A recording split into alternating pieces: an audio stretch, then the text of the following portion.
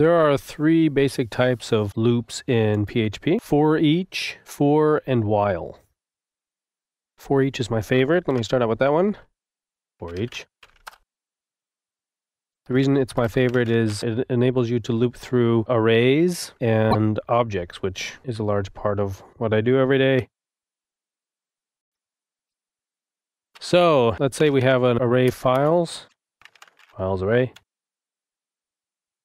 Index PHP we have, and we have reports PHP we have, and we have another one called welcome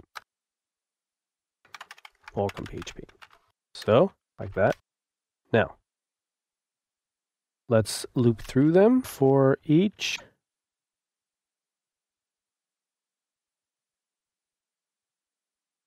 For each files as file. Inside of this loop, there is file, so we can do something with it. For example, the first, or the file is file, for example. Let's not forget our little break. So that it displays perfectly. So let's look at that. Index reports welcome. And so you can see you can step through arrays very easily with for each. With the for command, you can do the same thing. I'll show you how to do the exact same thing. With for, I'm going to say for x, or let's call it more precisely index equals 0.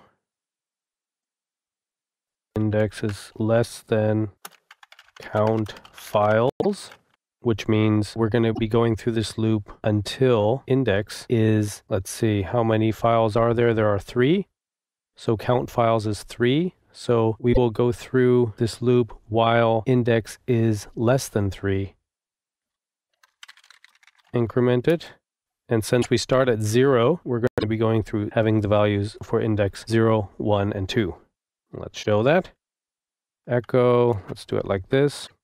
Index equals index. File equals, let's do this on the outside, files and index.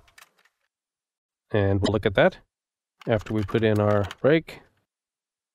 So here we have basically the same thing. We see that we're going through the array, and we also have a counter. So if you need a counter, a good way to do it is with for. If you don't need one, if you just need to iterate through the array, then a very easy way without keeping track of the count and that kind of thing, or knowing how many are in there, is to just use the for each. So the last type of loop is called the while loop, and you see this a lot of times when accessing data from databases and stuff. Let me just show how this works. You have a variable, for instance, index equals 0 that you set outside the loop, and then you say while index is less than count, looking a lot like the for loop, files.